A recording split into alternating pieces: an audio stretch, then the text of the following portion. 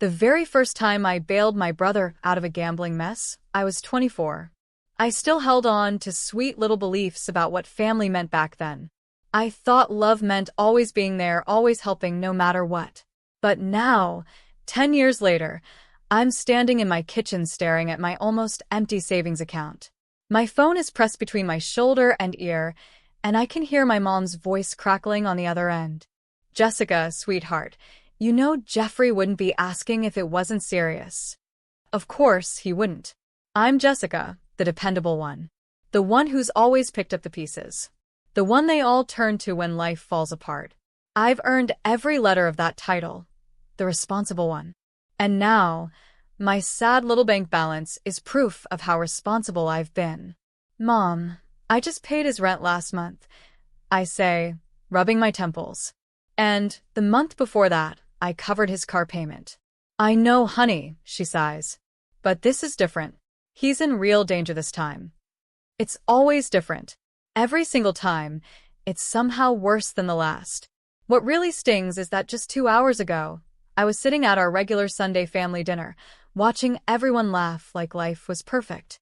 My sister Emma was telling one of her usual stories, the kind where the punch line cuts deep, but she masks it with charm and sarcasm. Poor Jessica, she said, lifting her wine glass high. All work and no fun. At least her bank account keeps her warm at night. The table roared with laughter. Even Rachel, my youngest sister, the one who normally keeps quiet, let out a soft chuckle. I forced a tight smile, stood up, and said I needed the bathroom. But on my way back, I stopped when I heard Emma again. The family ATM, she whispered. More giggles followed. Thank God, she's too lonely to spend her money on anything else.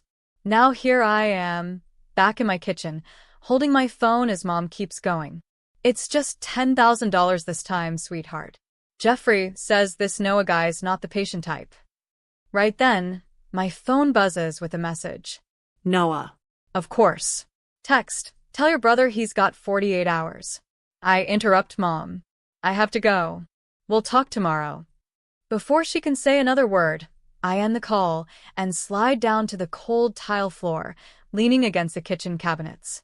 I feel exhausted. Just empty. Another buzz. This one's from Jeffrey. Text, sis, please. I know I screwed up. But Noah's serious.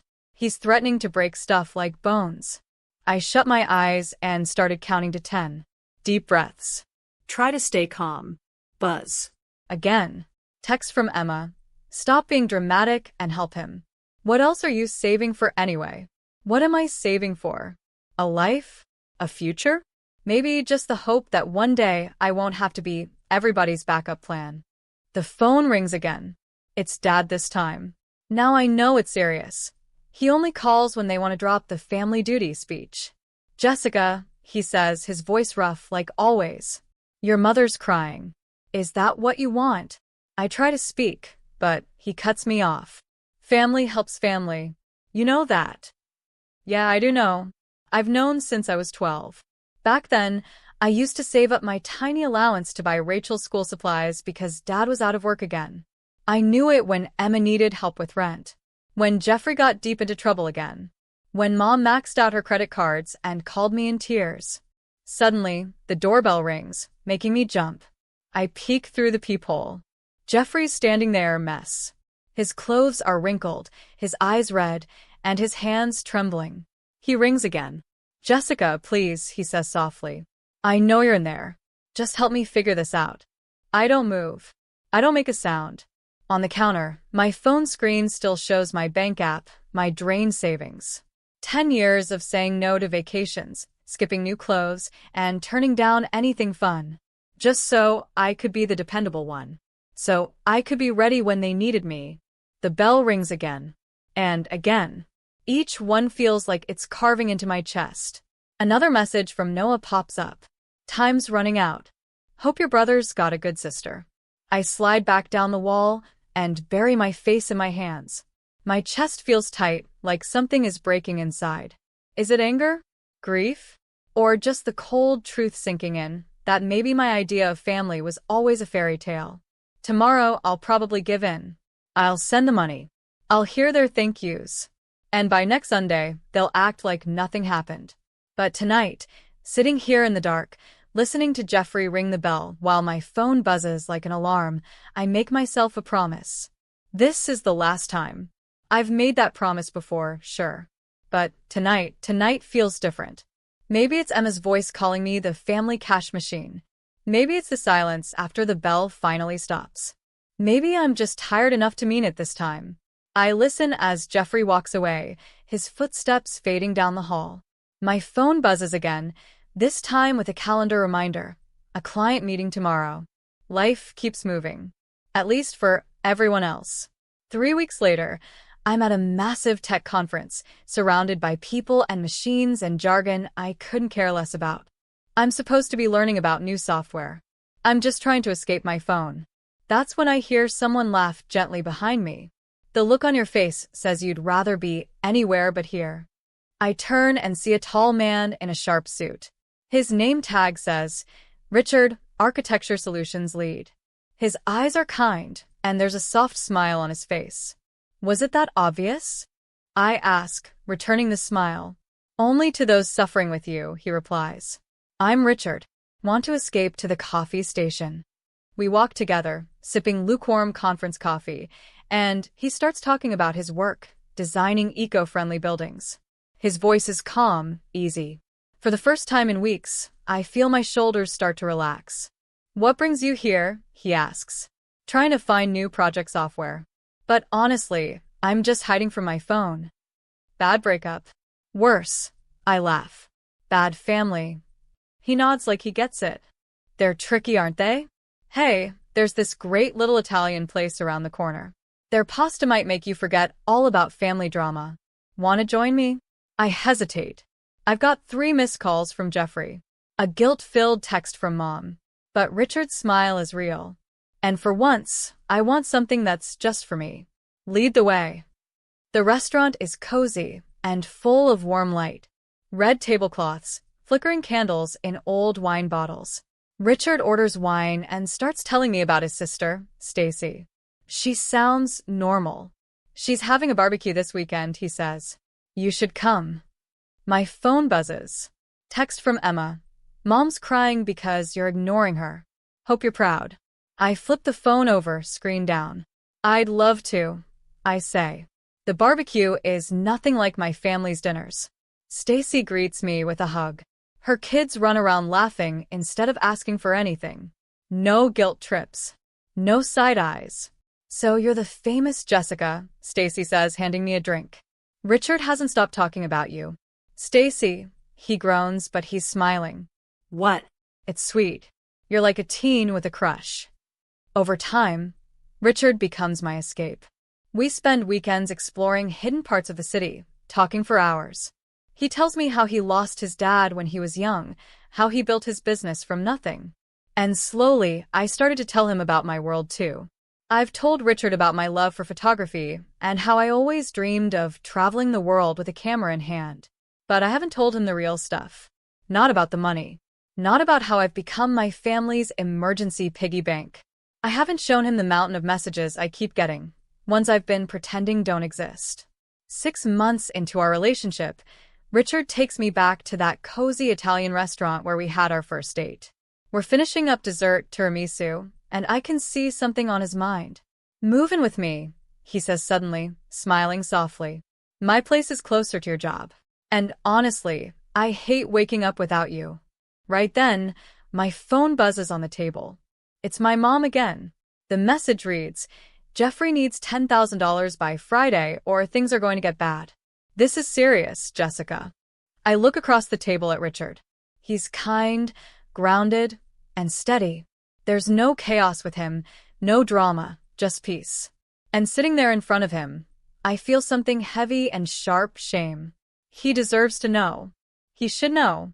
I shouldn't bring this mess into his life without warning. There's something I need to tell you. I start, my fingers tightening around my fork. But before I can say more, he reaches across the table, gently takes my hand, and says, whatever it is, we'll handle it together. That's what partners do. The word partners hits me right in the chest. It's tender. It's real. and it makes it even harder to breathe. My family. It's complicated. He gives my hand a reassuring squeeze. Jessica, I love you. Complicated family and all. Another buzz. This time it's Rachel. Jessica, please. Jeffrey's in deep this time. He's scared. Richard's watching me now, concerned. Everything okay? I should tell him the truth. About the money. About how they've drained me over the years. About how my savings are practically gone because I don't know how to say no. But instead, I smile and lie. Everything's perfect. That night, lying beside Richard in what is now technically our apartment, I couldn't sleep. He's next to me, breathing peacefully, one arm around me. I stare at the ceiling, feeling like a fraud. My phone lights up one last time. It's from Mom. If you don't help your brother, whatever happens next is on you. I raised you better than this. I shut my phone off completely and turned into Richard's warmth. I try to believe that I deserve this. I can live a life free from their constant demands. But as I drift off, one thought won't leave me alone. Secrets don't stay buried forever. And mine? They're about to blow up. A few weeks later, Richard proposes. It's early morning by a quiet lake. The fog floats above the water, and he's on one knee holding out a beautiful vintage ring that once belonged to his grandmother. It's perfect. So is he. I say yes with tears in my eyes, feeling like maybe, just maybe, I deserve this happiness after all. On the drive home, he says, we should tell your family in person. Let's invite them for dinner. They'll want to celebrate. My stomach knots up, but I nod. Yeah. They will. That evening, they showed up at our apartment unusually cheerful. Even Emma wraps me in a big hug. Look at you, she gushes, grabbing my hand to get a closer look at the ring. Finally joining the adult world. Mom's already crying happy tears. My baby girl, she says, dabbing at her eyes. And such a successful man you're marrying. I catch the extra weight she puts on the word successful, but I let it go. Richard's busy in the kitchen, making his special lasagna, and I pour the wine, trying to keep the vibe light and happy. Marriage suits you already, Emma says, brushing her fingers against my cheek. You're glowing. Seriously, you got lucky, sis, Rachel adds. This place is amazing. And Richard? Total catch. Surprisingly, the evening goes well. No one asks for money. No one brings up Jeffrey. Even Dad, who showed up late, seems genuinely pleased. After dinner, while everyone's enjoying dessert, my phone rings. It's work. I excuse myself and step into the hallway. It's about the Singapore project, I explain before answering. The call is short, just a small update. As I walk back toward the dining room, I hear voices. I freeze. Old habits die hard. I've always listened in like this, trying to catch what they think. It's about time she snagged someone rich, Emma says, her voice low but sharp. She's been hoarding her money long enough, Mom giggles softly. You're not wrong, though. Maybe now she'll stop being so stingy with a family, Emma adds, half laughing. Honestly, with a fiancé like Richard, getting help should be way easier. She'd probably be more open to helping once they're married, Mom says. Let's wait until after the wedding. Then we'll bring up Jeffrey. My stomach turns. My hands are shaking. I want to storm into the room and call them out, but before I can, I hear footsteps. It's Richard. He stands still in the hallway, his face unreadable. He meets my eyes. He heard everything. I open my mouth to speak, but he just gives a small shake of his head and walks back into the room. His voice is calm and normal as he offers everyone coffee, but I know something shifted. The rest of the night blurs. They leave with hugs and cheerful goodbyes. Mom starts talking about wedding venues. Emma squeezes my arm and whispers, "We'll go dress shopping soon, little sister." Once the door shuts behind them, the silence feels heavy. We clean up together. I wait for Richard to speak, to ask questions, to say something, anything. But he doesn't. He just puts dishes in the washer methodically, like a robot. I can't take it. I finally say, "Richard, How long?" He cuts in quietly. "How long have they been using you like this?" I swallow hard. "I should have told you." He turns to me slowly, his expression full of sadness. Yes. You should have. I was embarrassed, I whisper. I didn't want you to see me like that. See what, he says. That your family treat you like an ATM? That they're already trying to use me, too. I break down crying. I'm sorry. He pulls me into his arms and hugs me tight. Don't be sorry. You're not the one who should apologize. I thought tonight was going to be different. They looked happy. I mumble into his chest. They were, he says with a sigh. Happy about what they thought they could get from us. I pull away and wipe my eyes. So, what do we do? First, he says gently, you tell me everything. No more secrets, Jessica. If we're getting married, I need the full picture. So I tell him about all the years I gave in, the guilt trips, Jeffrey's debts, Mom's emotional blackmail, Emma's subtle cruelty, Dad's silence until money was involved. When I'm done, he's quiet for a long time. Then he says, it has to stop. I know, I say. And for once, I do mean it. Hearing them scheme like that about us was worse than anything I'd imagined. We'll handle it, he says softly, kissing my forehead. But no more throwing yourself under the bus for people who don't respect you. I nod, even though my phone is already buzzing again. Text from Jeffrey, congrats, sis. Since you're celebrating, could you help me with a little situation? I stare at the message. My finger hovers over the screen, hesitating. Old habits. Then, at 3 a.m., the phone rings again. It's Mom. I answer, and her voice is panicked. Jessica, you need to come now. Noah's here. He's brought 2 men. They're threatening Jeffrey. Richard sits up in bed, half awake. What's going on? I have to go, I say, already throwing on clothes. My brother's in real trouble. This time, I'm coming with you, Richard said as I pulled on my jacket. We drove in silence to my parents' house. The second we walked through the front door, I saw 3 unfamiliar men standing in the living room. Noah was dressed in a sharp, expensive-looking suit, but there was nothing friendly in his eyes. The 2 guys with him looked like nightclub bouncers, not loan collectors. They stood behind Noah with folded arms and blank expressions. Jeffrey sat hunched on the couch with his head buried in his hands. Mom was pacing the floor nervously, and Dad, who must have been called earlier, stood silently near the window, his jaw clenched like he was grinding his teeth. Well, Noah said with a smirk that didn't reach his eyes. The successful sister finally arrives. I didn't have time for his games. How much? I asked. 50 grand, he replied. The room fell into complete silence. Even Mom stopped pacing. 50,000? I repeated, stunned. It was just 9,000 last month. Noah gave a casual shrug. Interest builds up. And let's just say your brother's been keeping busy with new loans. I turned to Jeffrey. New loans? Are you serious? He didn't even lift his head. I thought I could win it back, he mumbled. You've got 24 hours, Noah said, checking his expensive watch. Or we start breaking things. Starting with your brother's fingers. And just like that, they were gone. The moment the door shut, the chaos began. You have to help him. Mom cried, grabbing my arm. He's your brother. I don't have that kind of money anymore, I snapped. I've already given him everything I had. What about Richard? Dad spoke for the first time, his voice sharp. Surely your fiancé could. Don't, Richard cut in coldly. Don't even finish that sentence. Emma walked into the room next. Of course, someone had called her, too. Jessica, don't be selfish, she said, as if that was even fair. Selfish. I repeated and laughed bitterly. Do you want to know how much I've given this family? Should I show you the spreadsheet? You're keeping spreadsheets? Mom asked, horrified, like I'd just said I was tracking wild animals.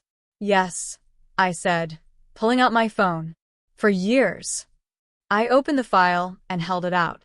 $200,000. That's what I've given to this family in the last 10 years. That was my entire savings. My retirement. Everything. The room was quiet again. But you make good money, Rachel said quietly from across the room. And now with Richard. Stop, Richard said firmly. He stepped forward. Jessica is not your bank anymore. And I'm not going to be, either. We're just trying to save your brother's life. Mom shouted.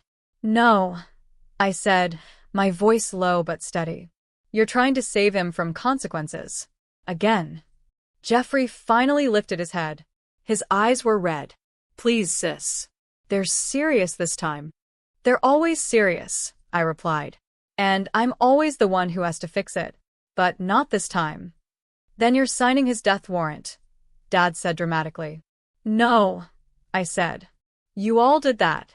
Every time you ignored the real problem. Every time you called me, instead of finding him help. Every time you choose the easy way out. Mom burst into tears. Emma moved to comfort her and shot me a hateful look. There are other options, Richard said calmly. Bankruptcy. Addiction recovery programs. Even police protection. Police? Jeffrey jumped up. Are you out of your mind? You don't call the cops on people like Noah. Then maybe you should have thought about that before you borrowed from them, I said. My phone buzzed. A new text from Noah. TikTok. I'm done, I said, turning toward the door. Figure it out yourselves. Jessica. Mom cried. You can't just leave your brother like this. I turned back one last time and looked her dead in the eyes. Watch me. Outside, my hands were shaking so badly I couldn't get the key in the ignition. Richard gently took the keys from me and started the car. You did the right thing, he said. Did I? I whispered. What if they hurt him? Then that's on him. And them. Not you. My phone kept buzzing. Text after text. Emma is calling me heartless. Mom said she didn't raise me to be cruel. Dad talking about family duty. Even Rachel sending sad face emojis. I turned off my phone. They'll never forgive me for this, I whispered. Maybe that's not such a bad thing, Richard said. As we drove, I thought about all the times I said yes. All the times I gave up my future to clean up their messes. All the times they used me and smiled while doing it. What now? I asked. Now, Richard said, gently reaching for my hand. You start living for yourself. But we both knew it wouldn't be that easy. Because somewhere in the city, there was a clock ticking down on Jeffrey's debt. And for the first time in his life, the net beneath him wasn't going to catch him. Part of me hoped he would finally hit rock bottom hard enough to change. The rest of me was terrified that the fall would kill him. Over the next 3 days, I stayed busy. I gathered everything: bank transfers, emails, texts, every single plea for money, every emotional trap they set. Richard helped me organize it all into a clean, clear presentation. It felt like we were preparing for a corporate pitch instead of a family confrontation. Are you sure about this? He asked as I set up the Zoom call. They wanted to talk. So, let's talk. One by one, their faces appeared on the screen. Mom looked like she was on the verge of tears. Dad wore his usual judgmental stare. Emma looked furious. Rachel just looked awkward. And Jeffrey? His eye was black and swollen. Noah's warning, no doubt. Finally, Mom said. We've been trying to reach you for days. I know, I replied. I share my screen. Let's talk about why. What is this? Emma squinted. This, I said, clicking to the first slide, is every dollar I've given you all over the last 10 years. Each transfer, by date and amount. Click. Here's a breakdown of Jeffrey's gambling debts. Notice how they get bigger each time. Jessica, Dad warned. This isn't necessary. Oh, I think it is. Click. Here's a list of Emma's emergencies: rent, car payments, failed business ventures. That boutique you started? You used the money for vacation. Emma's face turned red. That's private. Nothing has been private in this family, I said. Especially when you were all discussing how to use my engagement to get more money. We never, Mom began. I heard you, I said. Richard did too. At the engagement dinner. Richard nodded.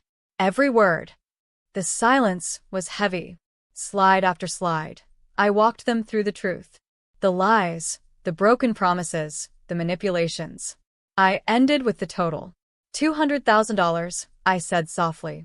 That's what I've given you. My entire future. My peace of mind. We're family, Mom said desperately.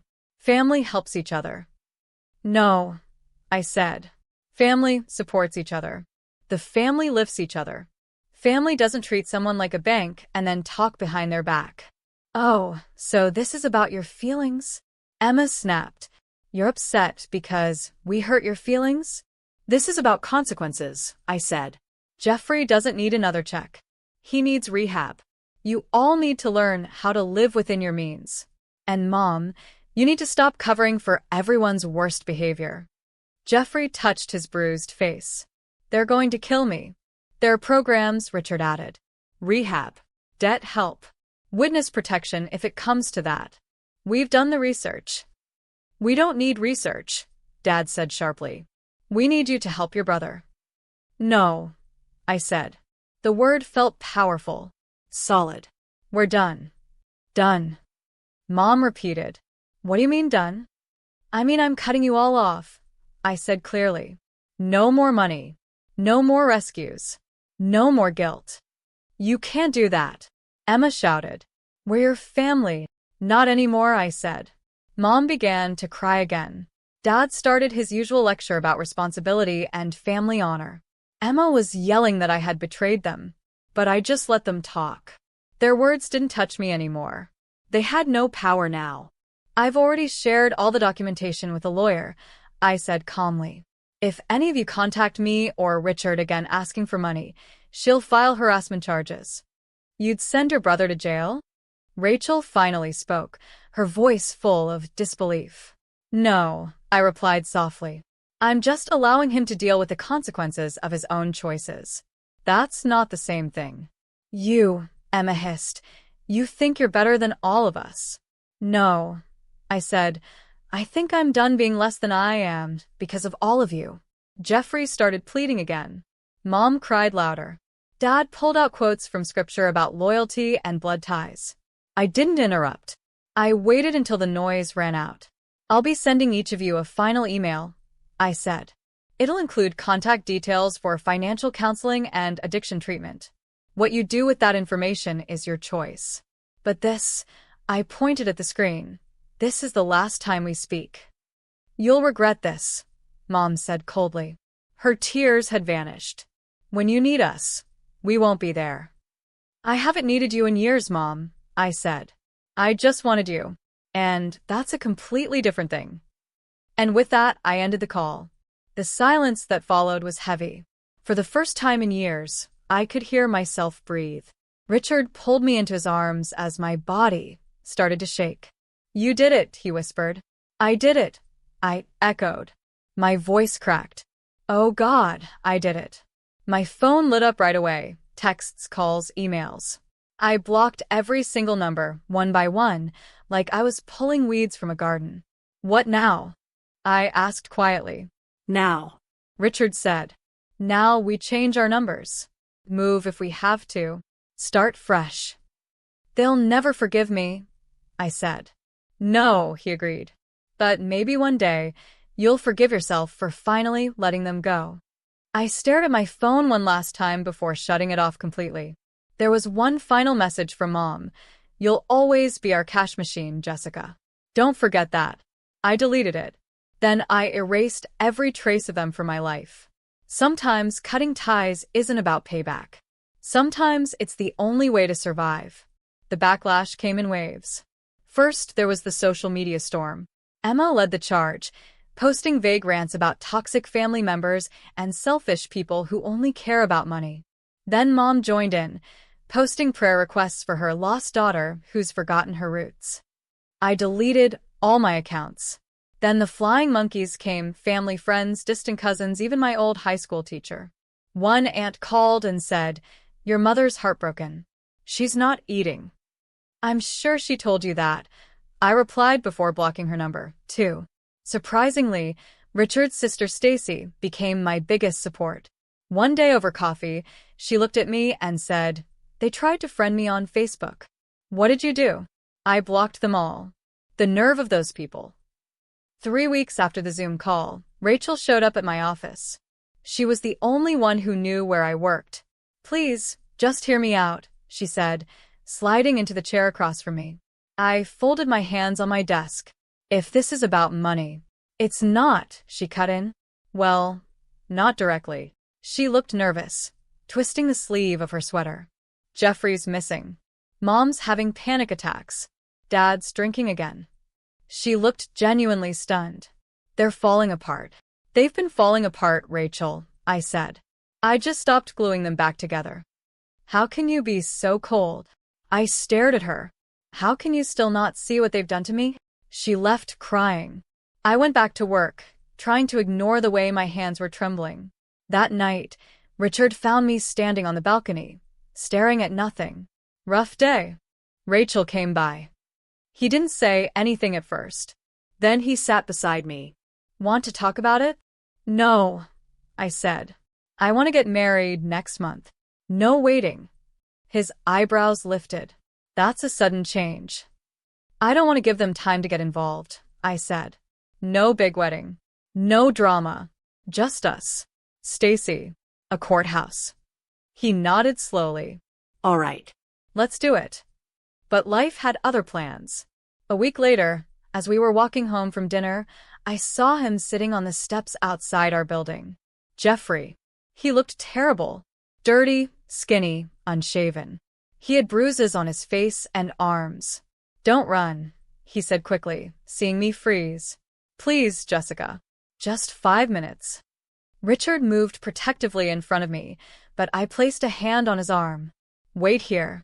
I approached my brother cautiously, staying a few feet away. You look awful, I said.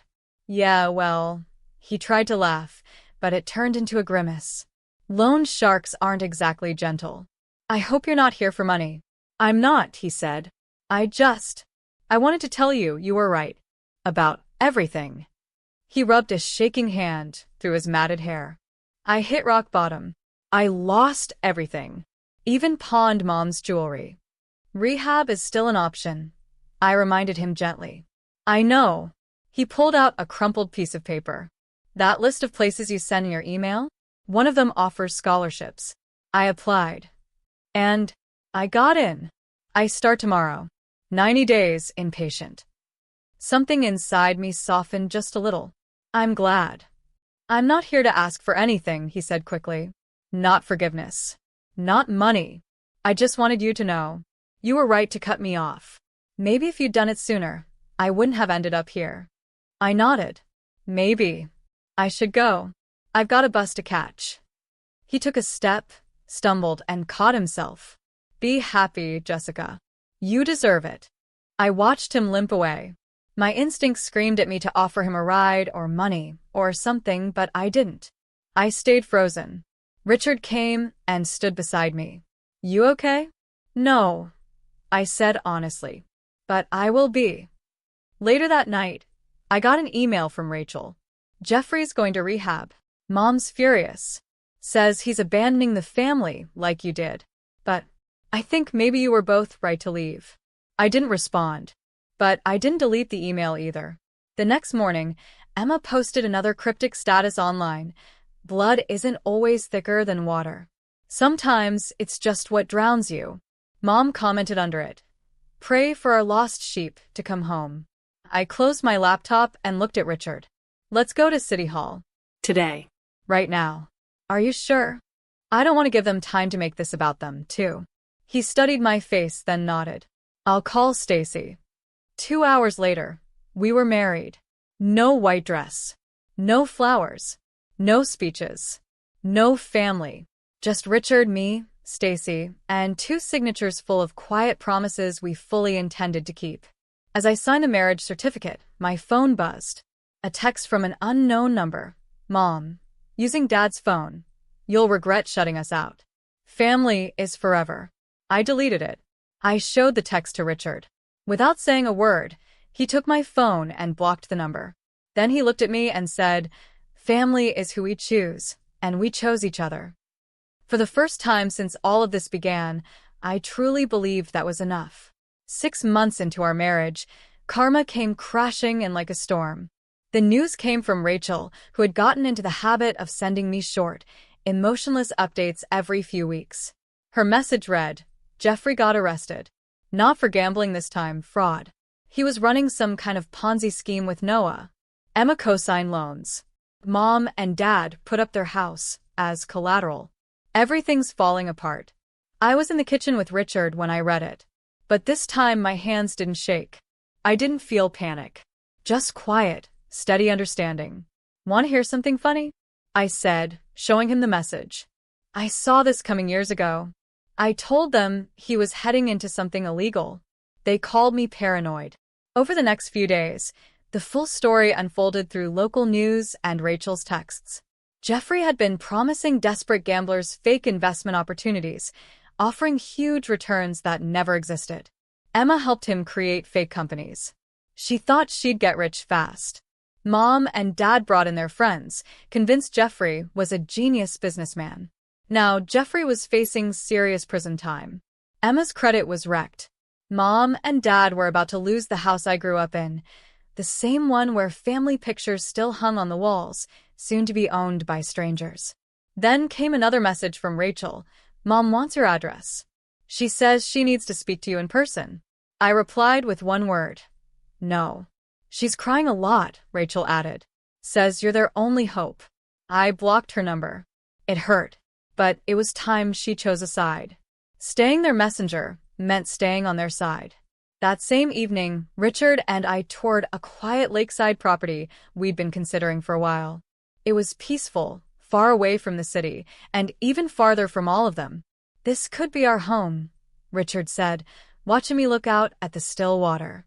A real fresh start. My phone buzzed again. A new number. It was Emma. They're charging me as a co-conspirator. I might go to jail. Please, Jessica. I know we hurt you, but I'm your sister. I deleted it without replying. The next day at work, I received a courier envelope. Inside was a handwritten letter from my mother. Jessica, your father and I will be homeless in 3 weeks. The bank is taking everything. We raised you better than to turn your back on your family in our darkest hour. Whatever your issues with us, surely you can't want this for your parents. We need $200,000 to keep the house. Richard makes good money. This would be nothing for him. Don't let your pride destroy your family.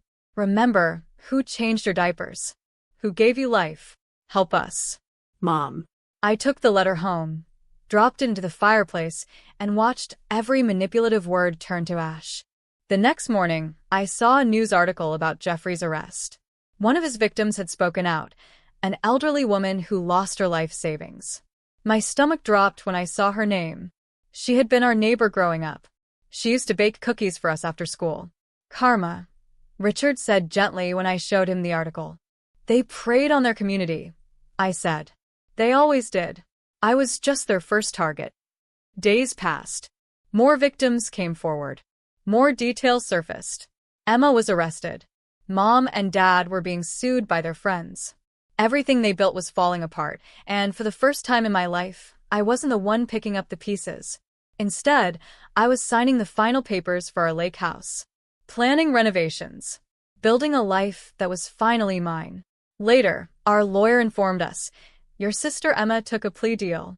She's testifying against Jeffrey. 5 years in exchange for avoiding 20.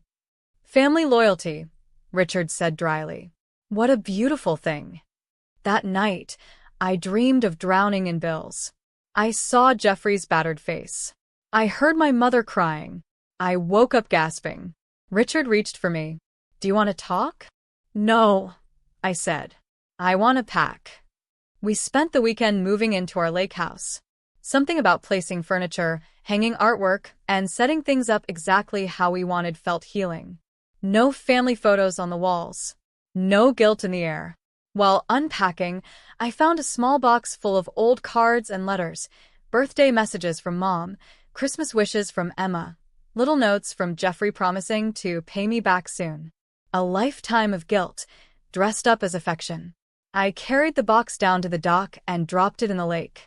The water swallowed it without even a ripple. That night, I got a notification. Jeffrey's sentencing is tomorrow. Mom and Dad's house goes up for auction next week. Emma starts her prison term soon. I deleted the alert and shut off my phone. You okay? Richard asked from the doorway. I looked out at the calm lake and the beautiful life we were building, without their chaos. Yes, I said. And for the first time, it was true. Sometimes, the strongest revenge isn't making them suffer. Sometimes, it's simply not showing up anymore. The next morning, I sat at my desk, the sun reflecting on the water outside, my fingers hovering above the keyboard. Richard was still sleeping upstairs. It was quiet, just the sound of waves tapping against the dock. I opened a new document. Dear younger Jessica, I'm writing this not to send, but to set you free. The doorbell interrupted my thoughts. I glanced at the security camera. Rachel was standing on our porch. She looked unsure, but determined. I thought about ignoring her, but something in her body language made me get up and open the door. Before you slam it, she said quickly, I'm not here for them. I'm here for me. I left the door open, but didn't invite her in. Talk. I left them, too, she said softly. After what they did to that sweet old woman, I couldn't stay. Mom even tried to get me to invest in Jeffrey's scam. That's when I knew you were right. Come in, I said at last. Over coffee, she told me everything. About Emma's angry letters from prison. About our parents living in a cheap motel, still blaming everyone but themselves. About Jeffrey's 20-year sentence. They're talking about reaching out to you again, she said. They think enough time has passed. I know, I said. But I didn't come for them, she said. She pulled out a paper. I need your help. I'm going back to school. I want to start over. Would you? Would you be my reference? You're the only person I know who got where they are honestly. I looked at her, She was different. Tougher, yes. But clearer, like I had once become. Okay, I said. But first, read this. I turned the laptop toward her. The letter I had just started. Dear younger Jessica, I'm sorry I let them drain your light for so long. She read quietly, tears slipping down her cheeks. Can I add something? She asked. I nodded. She typed. Dear younger Rachel, I'm sorry I watched them break you and said nothing. I was scared. But I'm learning from you. We spent the morning writing to our past selves, letting go of everything we had once swallowed. When Richard came downstairs, he found us crying and laughing at the same time. Everything okay? He asked. Getting there, I smiled. Rachel stayed for lunch. We talked about her classes, her dreams, and her new direction. She wasn't the same little sister I remembered, but that was a good thing. After she left, I finished my letter. You'll learn that real love doesn't require you to destroy yourself. You'll learn that family isn't defined by blood, but by respect and choice. And one day, you'll sit by a quiet lake with someone who loves you and a sister who finally sees you, and you'll realize you're not surviving anymore. You're living. I printed it, then added one final detail, my updated will. Richard and I had discussed it. If we ever had children, they'd get most of our estate. The rest would go to a foundation we were starting, the Forward Fund, to help people escape financial abuse by their own families. Not a penny would go to my parents. Or my siblings. That's the last piece, I told Richard, signing the paperwork. No more loose ends. He kissed my forehead. I'm proud of you. Later, my phone buzzed. It was Rachel. Thank you. For today. For everything. For showing me there's another way. Outside, the lake shimmered. I thought about my parents in their motel room. Emma is behind bars. Jeffrey was locked away for 2 decades. I thought about peace. Not revenge, not justice, just peace. I shut my laptop, took Richard's hand, and walked to the dock. The water was calm. I could see myself reflected on the surface, clear, steady, free. Sometimes, revenge isn't about making others hurt. Sometimes it's about finally choosing yourself and realizing for the first time that it's enough.